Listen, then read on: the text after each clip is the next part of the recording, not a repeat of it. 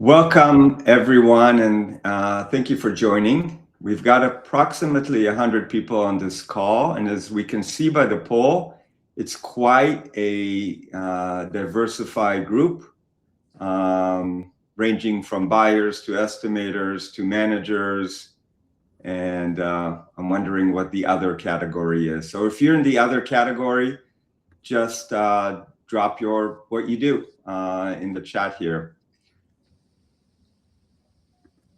But this is really great. The problem that we're addressing today sounds simple. When you see several different prices for the same component, which one is right? In practice, that question sits at the center of one of the biggest challenges in manufacturing quoting. Customers expect quotes faster. At the same time, quoting teams have more pricing information than ever. ERP history, inventory cost, supplier portals, application APIs, search platforms like Octopart or TrustedPart or others, and of course the traditional supplier desk quotes. And those sources often disagree. So teams either check every number and go slow, or move fast without a consistent method for deciding which assumptions are safe. Our goal for this webinar today is to discuss a practical framework for 3 decisions. First is what price basis to use when quoting. Second, which differences deserve and require human attention? And third, what should be reconfirmed before you buy? The idea that we'll keep coming back to is quote fast, validate selectively, and buy deliberately.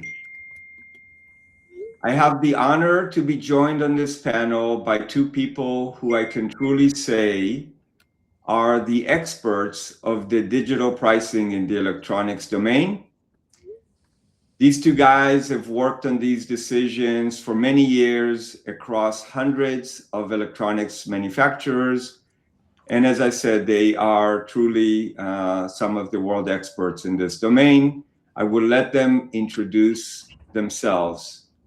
David Sharp, why don't you start? Sure, absolutely. I'm David Sharp, the current CEO of Calcuquote. I've been with the company since 2019, but in the industry for 24 years, I think. Started out on the manufacturing floor, did purchasing project management. When I was doing that, I definitely dealt with this. So I've seen this from the buyers, quoters, estimator side, and helped many companies from the ERP perspective and now from the Calcuquote side. So I've seen all aspects and dimensions of this pricing conversation and discussion. And when you asked for this topic, I thought it would be an interesting discussion, and happy to be here. Thank you, David. And Chintan Sutaria, truly the pioneer in this domain. Oh, that's generous of you, Eric. I don't know about that, but hi, everybody. My name is Chintan. My background was I started in the EMS space from a very young age just because it was a family business. And I think this is one of those industries where you are either born into it or you stumble into it. And I happen to have done both. Let's see, worked in family business growing up and then went back to it after doing consulting for a while, and started Calcuquote after leaving the family business. So I was the founder of Calcuquote, got to work with David here as well. And I think when we were first starting, the idea of APIs was a pretty foreign concept. So it's really nice to be here talking about nuances about APIs instead of explaining that it's not black magic. And we'll definitely need some of that explanation today. For myself, my name is Eric Vrobel. I'm the founder and CEO of Cabletech, and I'll be facilitating and bringing the wire harness floor view to this discussion. I've spent over 3 decades operating a wire harness manufacturing company called Elcom Systems, which I sold nearly 5 years ago before starting Cabletech. And over those years, one lesson stuck, which is quoting isn't just adding up a BOM. It's engineering, sourcing, and commercial assumptions all rolled up into a single customer price. My job today is to keep us practical. And to be clear, this is not meant to be a product comparison or product demo. It's really a discussion about the operating decisions behind a defensible quote. So before we start, just a few housekeeping matters. We are going to discuss 6 separate topics. Each one of us will address a certain subset of those topics. If you have any questions, please post them in the Q&A as we go. You don't have to wait till the end to post the questions, but we will likely wait until the end of the panel discussion and then really try to cover all of them. So we're going to start with another quick poll before we move to our next topic.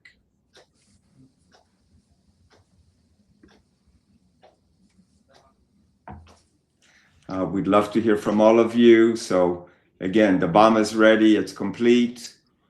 And we want to know, where do you think your team loses or spends most of its time?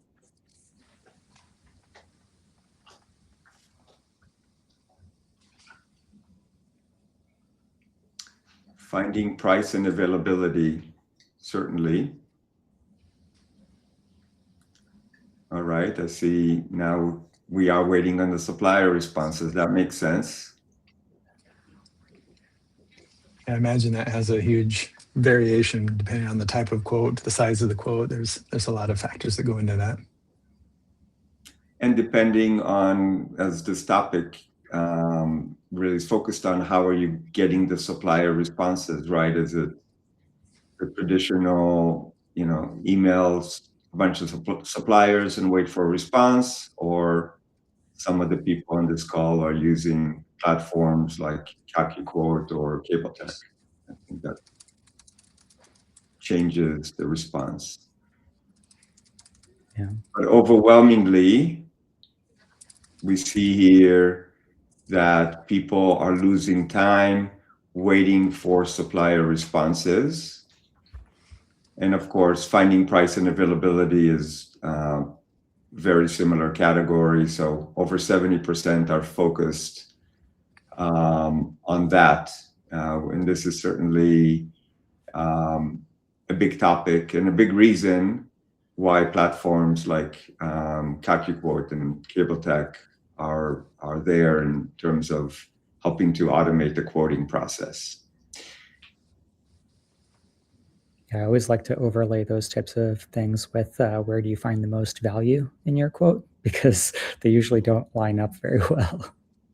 Yeah, so that's a good segue, Chintan, and it leads to the first category, which is, why can credible sources show different prices? And this is a really important premise. You have multiple credible sources, but the price is not the same. So this is a question to, we'll start with Chintan. A manufacturer looks at their ERP, a distributor online portal, uses an API platform on one of our quoting applications, and gets a supplier quote through the supplier desk. Each one of these are different numbers.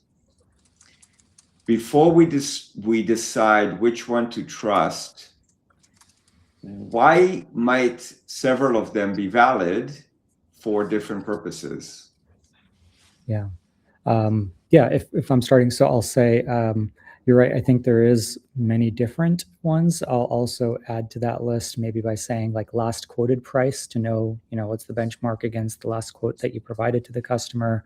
And then I'll say, what you think the price should be is another thing that people sometimes consider.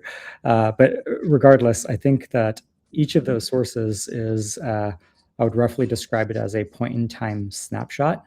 So it's not that that's the price; it's that is one of several valid prices depending on a lot of different things. And even if you look at, an ERP could have been last updated 2 months ago with the latest pricing, and the API could have been updated seconds ago. That's still, as far as I understand the way the industry works today, it's a point in time snapshot based on whatever is the data behind that transaction, right? So if you're looking at an API, depending on where you're sourcing that API from, it could be within the last 24 hours, or it could be within the last 30 seconds.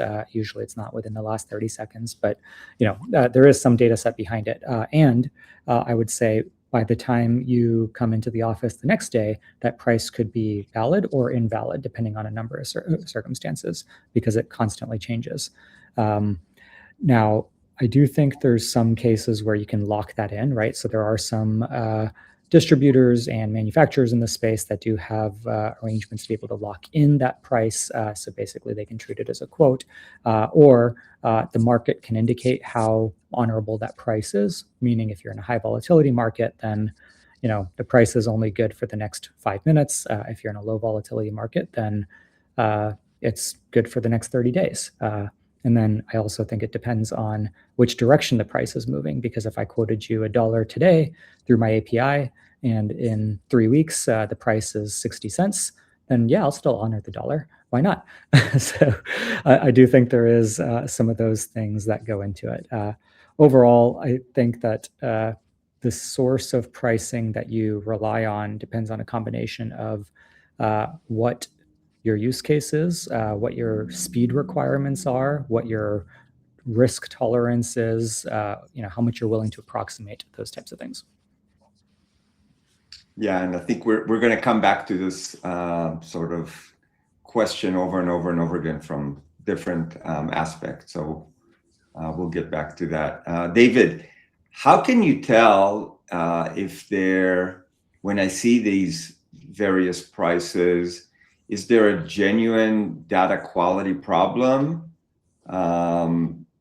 from a difference that's just caused by commercial context? Like as Chintan said, maybe the API price is different than the sales desk price or than an online price. Like how can you tell if there's something I should be concerned with?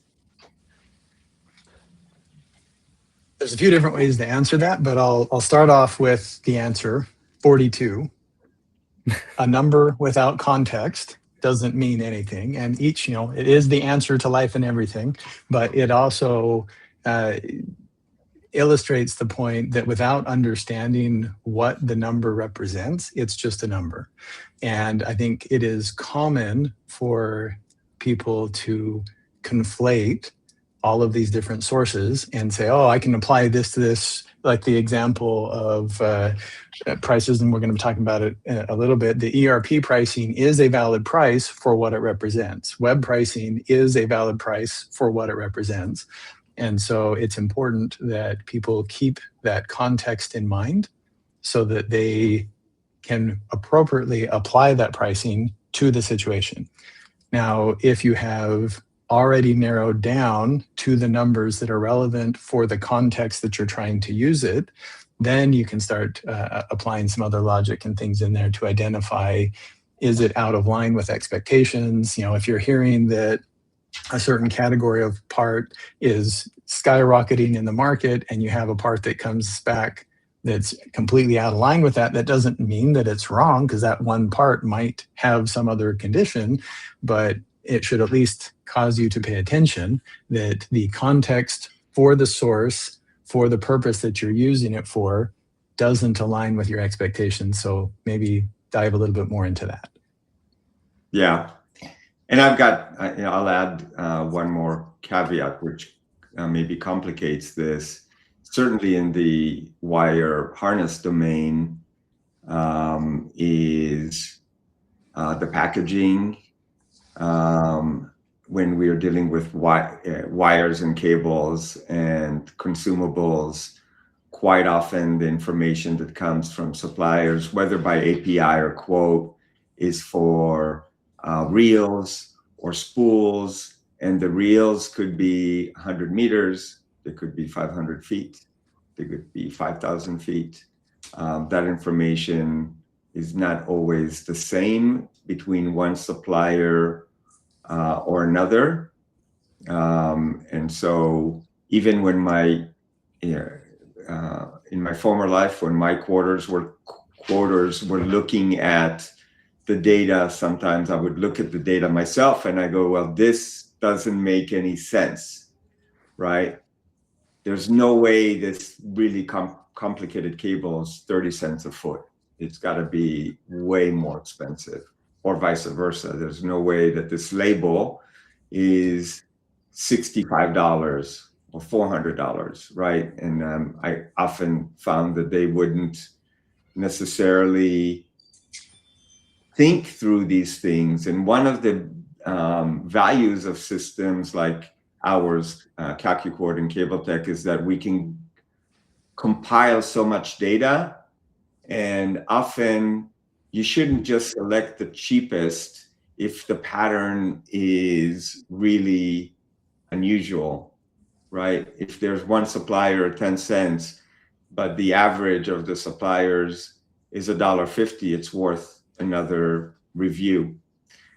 And so I think that this is something that we should keep in mind. And of course, in the traditional ways, it's important to know, if we're using old prices or ERP prices, what was the quantity that was used for that price, because the ERP is static to a PO or inventory. And we had one customer that was using a component at $3, and when they ran through our system, it's at $4.50 on a new quote. And we said, well, why is that? Oh, well, our last buy was at 1,000 at that price, but now we are just needing 43 parts. And so they were using the $3 part on their quotes, and then later downstream found out that they were losing money when it came to actual executing that quote value. So it's really important. And so if I can summarize the message here with one main sentence: price is not a permanent attribute of a part. It's an offer made under specific conditions at a certain time, right? And when those variables change, the price might change. I'll move it to the second category, second question here. So we'll discuss a scenario, and this is a real life scenario, just happened a few weeks ago. You are a quoting team, you got an RFQ, it's due tomorrow. You need to quote 1,000 pieces of the same standard component, and you're looking at your data sources. All three prices are normalized, they're good for the same unit, same quantity. You're looking at your ERP, it shows 82 cents. This is the average of your historical inventory cost. You're using the API in our system, and it returns $1.05 with plenty of inventory. You go to the distributor portal online, and it shows $1.12. And then, of course, now you're confused, and you send an email to your rep, and the rep says, oh, I might be able to improve the price, but I can't respond until tomorrow. So what do? Do you use 82 cents? Do you use $1.05? Do you use $1.12? Or do you wait, right? This is real life decision happens pretty much every day in the cycle of quoting. And so Chintan, I'll start with you. In this scenario, what would you suggest to be the quotation cost basis? And what assumptions are used to record that? Yeah. So this is one of those things where a question begets more questions kind of thing, because my mind originally goes to, well, okay, what's our ongoing relationship with this customer? Are they in a rush to get a quote, or are they willing to wait a couple days, right? Like there's all of those types of things, but there's also, you got the supplier API and the distributor website. Well, does the distributor website incorporate shipping related costs or something like that, right? Like there's all of these other considerations about what goes into the price. I'm also interested, if I were me, if this is a long-term customer relationship that I'm about to kick off, maybe I want to get the sales rep to respond, because then I can lock in the price. Because if I, go with the $1.05 today, but the distributor website was updated more recently or something like that, and it's going to jump up to 112, well, I want to have something on the record that says we'll honor the 1.05 long term. So I think there's a lot of well, what about if, right? But I also understand that everybody on this call probably lives in the real world, and you don't always know all of those things. And so with, I guess, the scenario as presented, my preference is to go with the customer API pricing, because at least what I've seen is usually that is the most current version of the pricing. You're not worried about cached pricing on a website portal somewhere. You're also not worried about cached pricing in your ERP based on things that happen, years ago. So there's that side of it. The other reason is because at the end of the day, as I understood the scenario, the customer wants their quote today, right? And so if they want it today, don't send it to them tomorrow. You can always, I've never heard a customer complain that you call them the next day and say, the quote I sent you yesterday afternoon, I can shave 50 cents off of it, right? Like people don't complain about that phone call. So it's okay to quote them something that is the point in time price from your perspective as well, and revise it to be better later. That's my opinion on it. Yeah, and maybe to just touch on, certainly from my experience, the least optimal selection is the ERP data. For sure. Because the ERP, that value is your inventory value. You don't know if that inventory is current. It could be a year old. It could show that you have it in inventory and not even be there.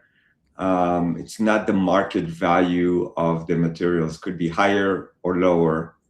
And so you especially see that, I think, during like high volatility times, because if it's 82 cents and it's sat there for a year, well, what about all that carrying cost? Does your ERP capture all that cash that's been tied up? But furthermore, I think usually you see it the other way, where your ERP shows $5 and someone says, well, we bought all this inventory for $5. The market rate is $1.05 right now.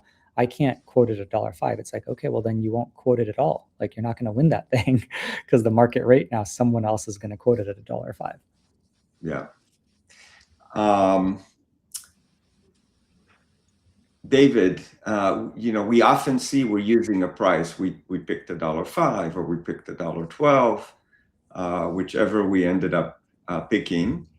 But the customer PO usually lands sometime later than when we quoted. And so my question to you is, how often do you expect that the purchase price of the components will be different than the price used on the quote? 100%. Meaning, by the time it comes around, everything is subject to change. Even a price that you quoted this morning might be different in the afternoon. And that's precisely why, if you're going to quote the job, you should quote it at market rates. In your scenario, you don't have sufficient on hand, But I've seen customers say, well, I have 10,000 pieces at 82 cents. I'm going to quote 82 cents. But given your scenario you just mentioned, I quote it today. I'm using that price today. The order came through tomorrow, next week, 3 weeks from now, and that material is no longer available because it was used on another job because for whatever reason, if you're not using market price when you go out to get the part, you're going to be off. Companies should expect that prices are going to fluctuate unless it's a large enough negotiation that your suppliers have committed to making that inventory available and holding that price for a given period of time, and the customer ordered within that given period of time, and they ordered sufficient stock to maintain that pricing that was there. So all of those variables are definitely part of that. And Chintan's point about questions beget questions, these are all considerations. And the point of an estimate is to estimate the cost to get you within a close enough price point that you know what your costs will be, so you can give a price to your customer that will make you money. So I think it's important to keep in mind, back to the previous question on the context, what it is each price represents and how that fits into your overall strategy, how it fits into your volume, etc. So, I mean, this one's not an expensive part and it's only 1,000 pieces. Does that $70 make a difference on this quote? Maybe. If it does, then you should probably look at it more closely. If $70 out of a $2 million job, is that really going to make a difference? Is it worth spending time on there? So there's lots of factors and considerations, but we should definitely be paying attention to those that have an impact and expect prices are going to change. Yeah. And I'll add one more thing.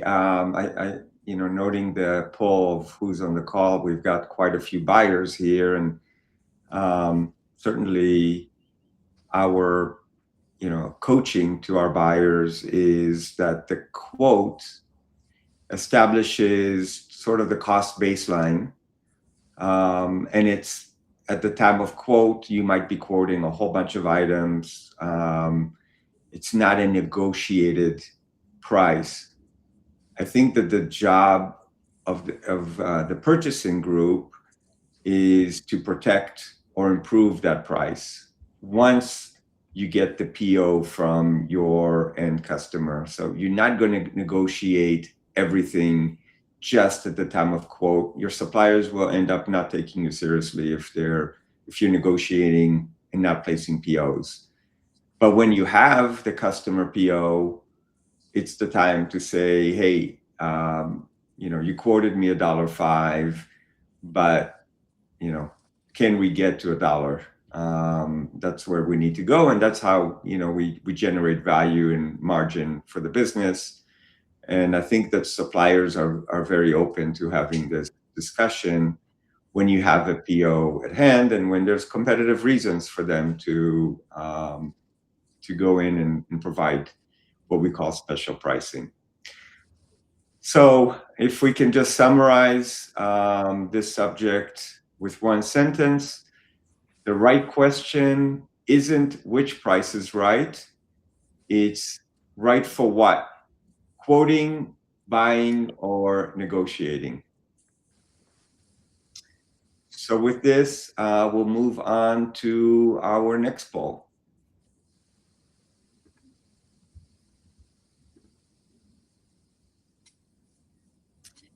When two credible sources show different prices, what does your team usually do? This happens a lot. Like, we've seen people get different prices. We just talked about it, and it's coming from what we think is credible.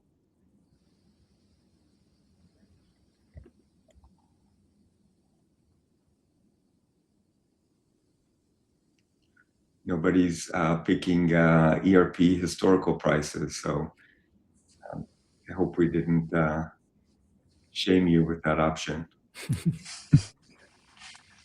Unless that's the right thing to do. Shame on you for choosing the ERP option.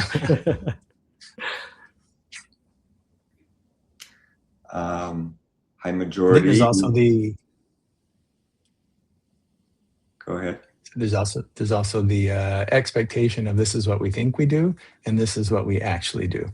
And if you go talk to your buyers, you'll probably find out that what they're actually doing doesn't align with what you think they're doing. Yeah, I was going to say, like, no matter what they say, I'm going to say no consistent rule. Yeah, I'm really glad that so many people actually picked no consistent rule, because I think that happens more than we'd like to believe it does.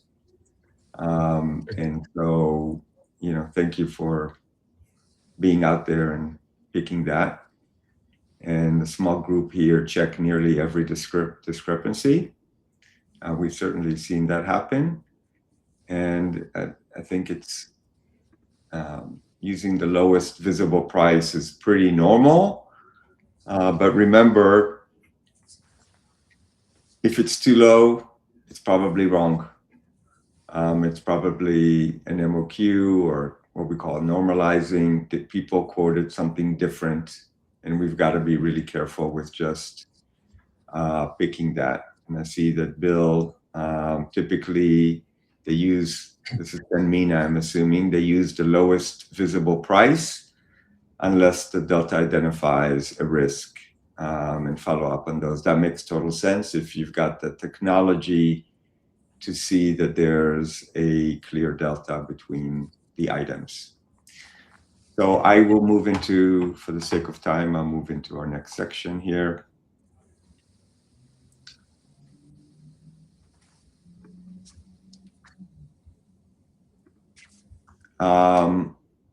The next topic is about really changing behavior,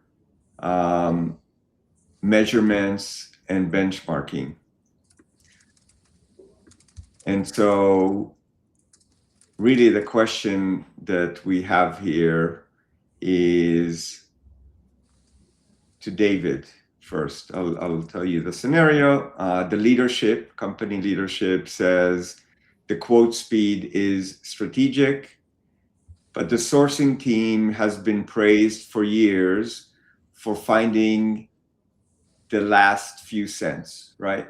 The cheapest prices, as Bill had mentioned.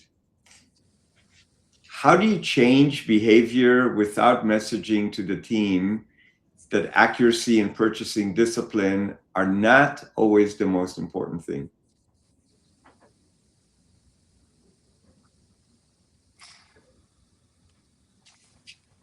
The behavior, I mean, you get what you measure, and the behavior is definitely influenced on whatever metrics you put in place, however you reward what they're doing. Questions like this always remind me of a story Chintan said. He's talking to a customer, a buyer who was doing the purchasing, and she was focused on, I got to get the lowest price, because that's what she was paying attention to. Lowest price, lowest price, lowest price. Like, you needed 500, you bought 10,000. Yeah, I had the lowest price. Well, who's buying the excess? It doesn't matter. Like, I'm supposed to get the lowest price. So the focus is getting the lowest price. And so you have to have the context, and you have to make sure that you are measuring the things that you actually want.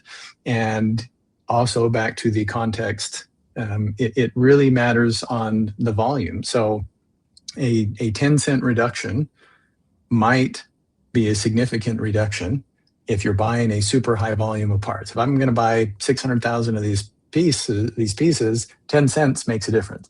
If I'm buying 50 of them, 10 cents doesn't matter. So it matters what you're looking at. It matters on the size of the job. It matters on the context of it, where it is in the life cycle with the customer, with the project. And so I think it behooves management to set up the process in a way that measures the right things and rewards the behavior that achieves the results, not does the specific actions. Yeah, and I'll add one more thing. Like, at the initial quote receipt, we should identify the strategy, because price might not be the most important thing, but delivery is. And price is secondary. With my former company, around 2015, 2016, we started doing business with at that time, a little known company called SpaceX. And they said, we're going to come in and we want you to quote in 1 day and we want you to deliver in 3 weeks. And we laughed. We said, this is impossible, right? And they said, well, you're either going to do it and get the business, or if you can't do it, we can't do business with you, because if no supplier is going to be able to meet that type of performance, we will have to build it ourselves, right? We have a launch cadence and nothing is going to miss that cadence.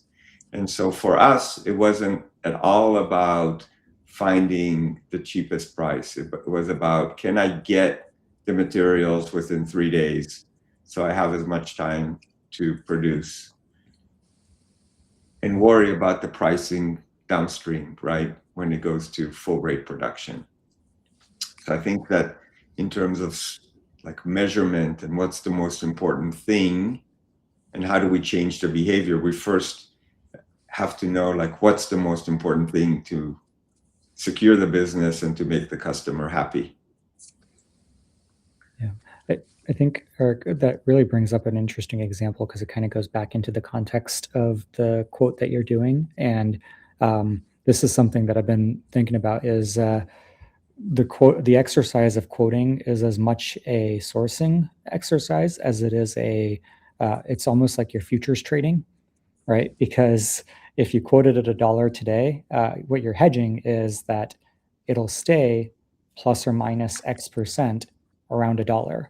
But if in 30 days the price goes to $500 for that same component, well, you're still kind of on the hook to your customer that you've quoted them and you said the quote is valid for 30 days and it's a fixed bid contract, right? And you're not going to embarrass a multi-million-dollar account over $500, right? So I think there is this element of, if you choose the cheapest thing without the context of, hey, I'm going to futures trade. Well, you don't want to start off with no wiggle room at all, or a presumptive, future price of this component matching what the cheapest price is. On the flip side, I also think that you don't want to be in the business of future trading so poorly that you don't actually make any money on it because you can't make any deals happen, right? So like no one wants to take your futures trades seriously. So I think there is like a non-price metric here, which is, what is your risk appetite that you have to consider?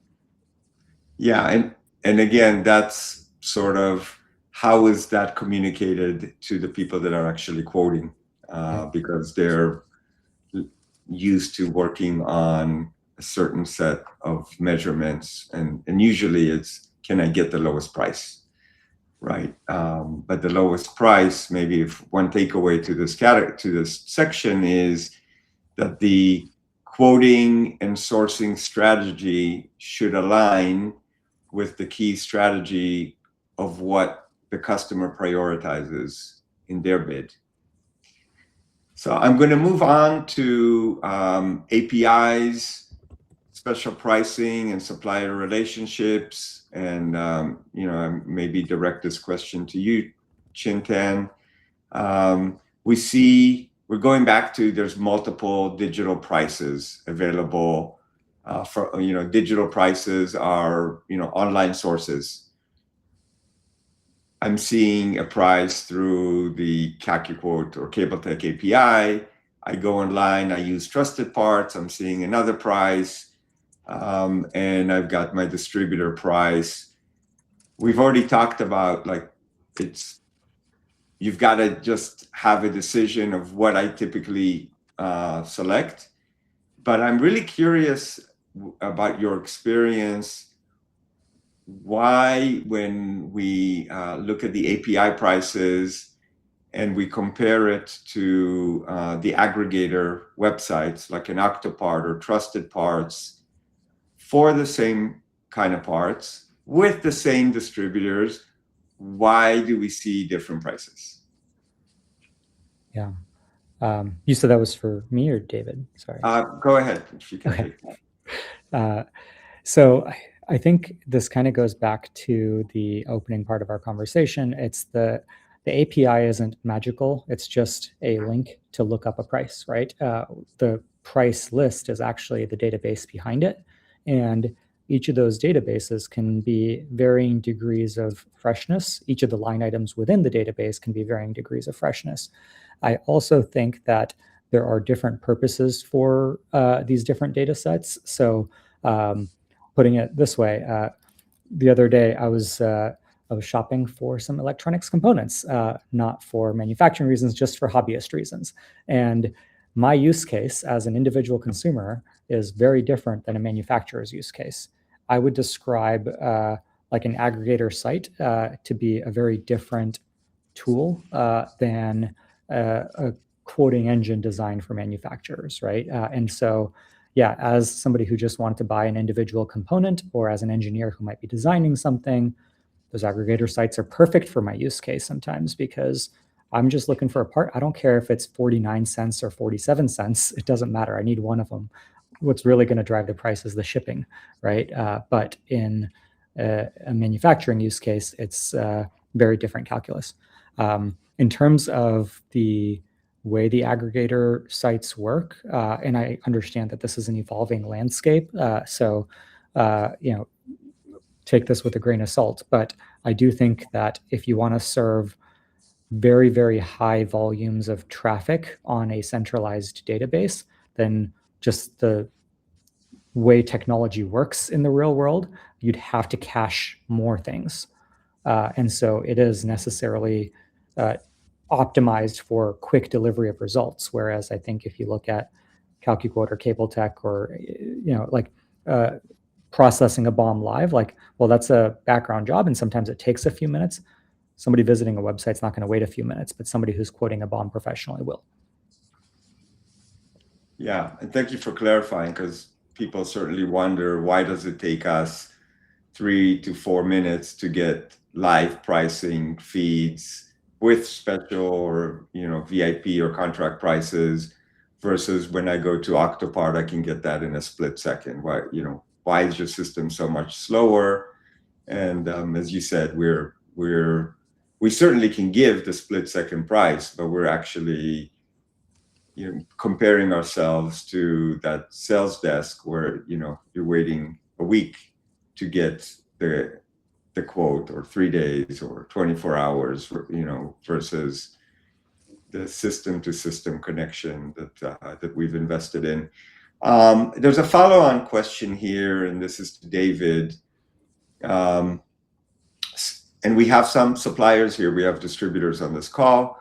And some people have, some suppliers, sales reps have expressed uneasiness that the APIs remove them from the relationship with the manufacturer.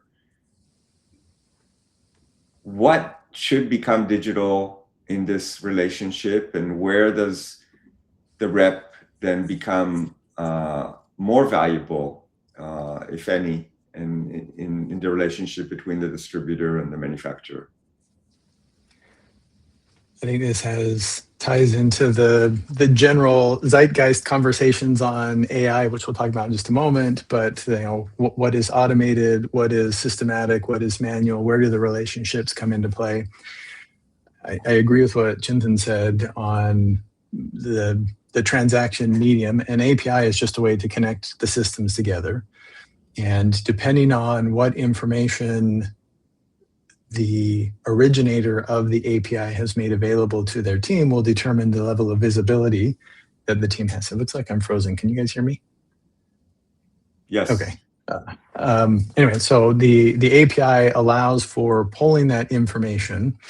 And I think the root of this question comes from the mental exercise of, how did we do it manually? Pick up the phone, make a phone call, send the emails, and now we just make that via API. If you try to think of it in the same vein, with the same process just done through an API, it does feel like you're taking the personal connection out of there. I didn't have to make a phone call. I didn't have to write the email. I feel like I'm less connected. Maybe it's like the old days when they first came up with the cake mix. They made the egg separate So you felt like you were home baking the cake by putting an egg into it. I feel like I have this manual process that I'm doing, so it feels like it's homemade instead of just instant cake mix. In my mind, the API facilitates a rapid transfer of information for those things that are not going to add significant value. So if I can get 90%, 80, even if it's only 80% of my bill of material, plus or minus a percentage of where I need it to be, now I have time to focus on the high value items. I can pay attention to where I need to pay attention to. And although it drove me crazy when I was a buyer, my CFO would frequently find issues and challenges that we needed to fix, even though he didn't know the bill of material. And later I found out all he did was give me the costed BOM, highlight the lines, the top 3 lines that were the most expensive in total cost, and say, go reinvestigate those. Make sure that you didn't find an issue there. And that was his whole logic. That was the whole effort that he put in there. But it allowed us to focus where it made the most difference. And the API transactions do a similar thing because you can get a volume of data in there. You can automate the selection of most of them. And then you pay attention to those lines that can make a difference. If I go back to my rep and try to negotiate the price, I'm going to spend a total of $5 and I just saved 40%. Okay, I knocked $2 off. It wasn't worth my time to go ask the rep about it. It wasn't worth the rep's time to go do the investigation. Yes, it was a 40% reduction of $2. I spent more to investigate that. So the APIs can facilitate the transaction, and now you have time to focus where it makes a difference. And it makes it more repeatable and consistent. That's great practical advice, David, and certainly your CFO advice resonates, I think, for all of our experience. This is, I'm sure, what we've all done in our careers. So I'll get to the last section here, and it's just meant to be a quick lightning round about AI. And so this is a question to both. One quoting activity AI should increasingly carry, and one decision that a human must keep owning. Which one of you wants to start? Go ahead, David. Okay, I'll jump in. So I think the AI is good at identifying trends, exceptions, anomalies. And at Calcuquote, we don't look at AI as artificial intelligence. We look at it as assisted intelligence, where there's still a human involved who's going to participate in the conversation and make the important decisions. But you can use AI to highlight those, to bring it to your attention so you know where to focus. And with a little bit more sophistication than my CFO of just highlight the top 3 line items and say, go reinvestigate those, because those might be perfectly fine.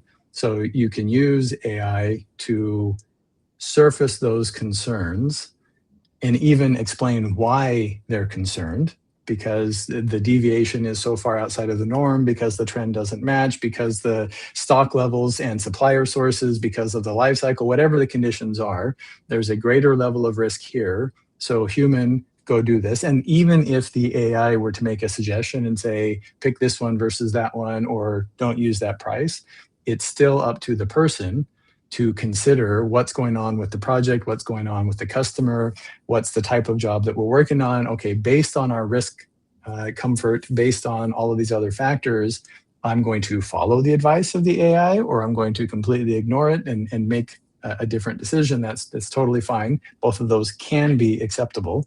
And so that's where I would draw this distinction.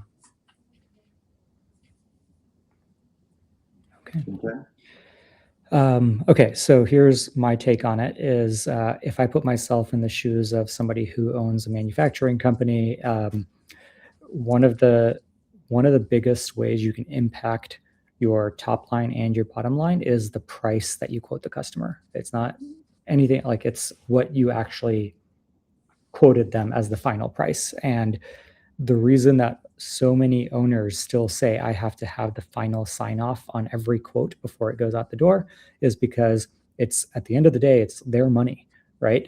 They know what risk they have an appetite for. They know how much they want to invest in long term and get the margin on the short term.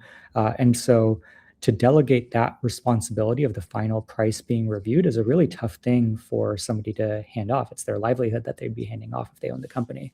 And so my AI magic wand here is, and hopefully everybody's going to add this to their product roadmap here, is that the AI should take all of these various variables, the historical margin decisions that have been accumulated over hundreds and thousands of quotes for that company, for that customer segment, for that quantity range, turn time range, all of those things.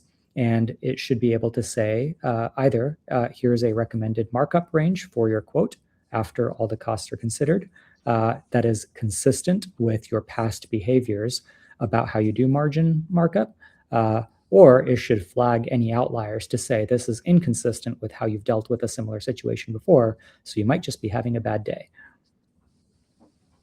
Great. And just for the sake of time, I'll maybe synthesize it in one sentence. From my perspective, AI should reduce the cost of applying judgment, not remove the accountability for the judgment. We want the humans to be accountable for that judgment and that final decision process. So we are pretty much at the end of our discussion. We want to leave a few minutes for questions. Although I don't see a lot on the chat, so it means we must have done a really good job to cover them. We'll close out with, we'll have sort of a playbook that is downloadable for the group here that you're free to download this cheat sheet that's up on the screen. It synthesizes what we call the 5 rules. Rule 1, define the decision. What's the strategy that we're focusing on? Rule 2 is make sure that the offers, the component prices are what we call normalized, the right quantities, the right packaging, MOQs, timing, and so on. Make sure you have Rule 3, defensible cost basis. It's consistent. Rule 4, triage intelligently, as David said. Don't focus on small items that aren't going to impact the total cost or the bottom line. And Rule 5, really important, always, always, always refresh the pricing when you have the PO. And if it's done quickly within a short time frame, ideally 24 hours, and there's a huge change, most of the end customers would accept that change if it's legitimate. But if you take 2 weeks to do that, then they're going to say, sorry, too much time has elapsed. With that, I'm just, PG, if there's any questions, we have 4 minutes left. Took a little longer. I do see a question whether a recording of the session will be made available, and certainly we will send you a link to the recording and to this key takeaways. Are there any other questions? And if not, we can adjourn on time.